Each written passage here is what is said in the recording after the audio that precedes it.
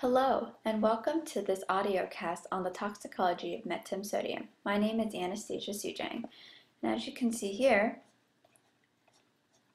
I will be writing on the screen from time to time throughout this presentation. Metam sodium is a fumigant, which is a type of pesticide that works by sending out a poisonous gas. It happens to be extremely efficient at what it does in that it has herbicidal, insecticidal, nematicidal, fungicidal, and bacterial properties all at once. What you're looking at here is a 2002 estimated annual agricultural use map throughout the United States. In 2002, an approximated 55 million pounds were used throughout the United States. Although at first glance it may not look like a whole lot of metam sodium has been used, it is clear that where it is used, it's actually very highly concentrated. So you see quite a bit of use up in the northwest near Washington and Oregon, Idaho. See quite a bit in California. Some in the Midwest around Wisconsin area, and then some along the East Coast here near North Carolina.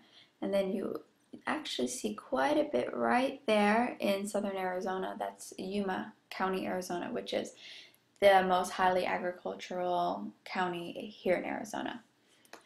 Also, in 2005, methyl bromide, another pesticide, was phased out by the EPA because it was found to be a stratospheric ozone depleter. And metam sodium was one of the go-to substitutes. So since 2005, we've seen an increase in metam sodium usage, and we think that we'll probably continue to see more usage.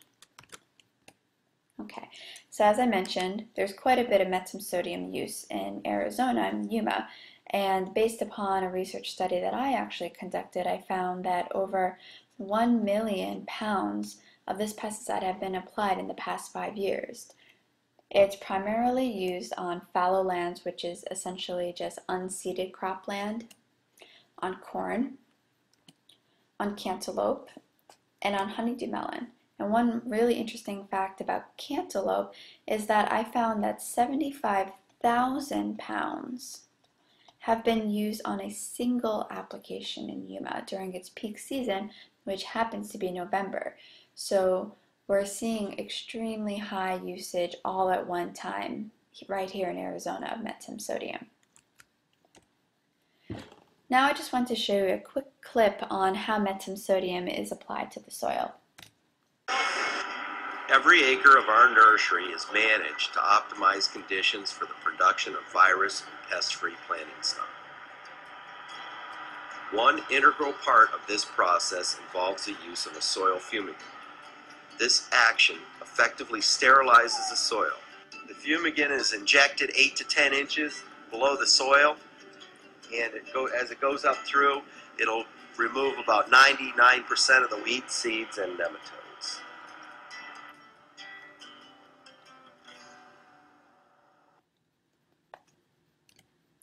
So now I'll just show you a short overview on the mechanism of metam sodium.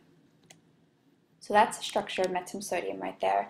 And actually what happens is it quickly breaks down to methylisothiocyanate in the soil, and that is otherwise known as MITC. And that's really important because that's considered to be the biologically active ingredient that works on pests for the most part. There are other breakdown products, and all of these products have their own health effects associated with them, but for the purposes of this presentation I won't be going too much into that, but it is good to be aware of that.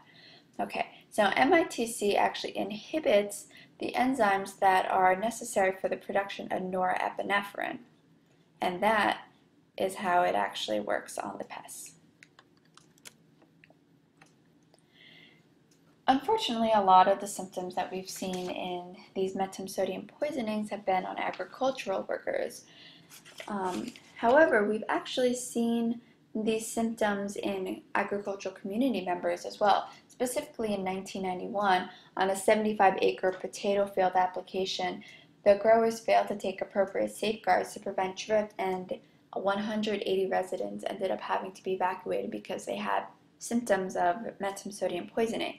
And so they saw some of the following: headache and nausea, difficulty breathing, vomiting and diarrhea, irritation, and burns. These are all very common symptoms that we see in metam sodium poisonings.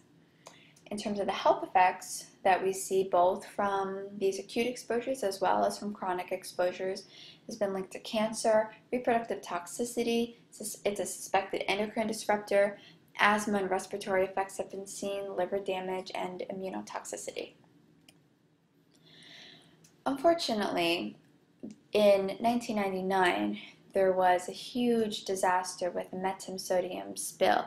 What happened was at the Cantera Loop at the Sacramento River, a train derailed, and there happened to be a tank car in there that contained 19,000 gallons of metam sodium, and the whole thing spilled into the river, and it washed 40 miles downstream into Lake Shasta. And the pictures you're actually looking at are real pictures. This first one is of the train derailed, and then the second one on the right is of the river once it was contaminated with the metam sodium. Next, I just wanted to show you some footage on the spill so that you can just see how devastating this was. So that's the Cantera Loop. It's a very sharp turn, and when the train derailed, the tank actually sat in the water for quite a bit of time before people realized what was in the tank car, and by that time it was too late, and all of the 19,000 gallons had gone into the river.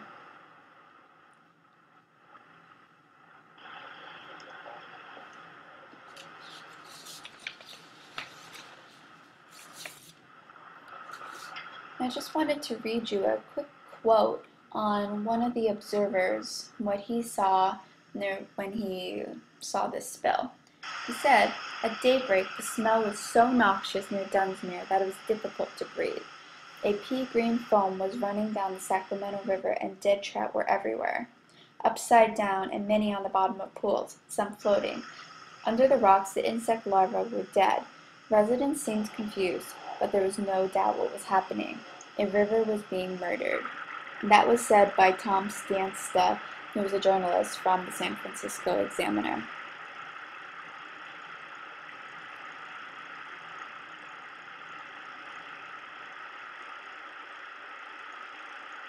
And just about every single fish in that river died.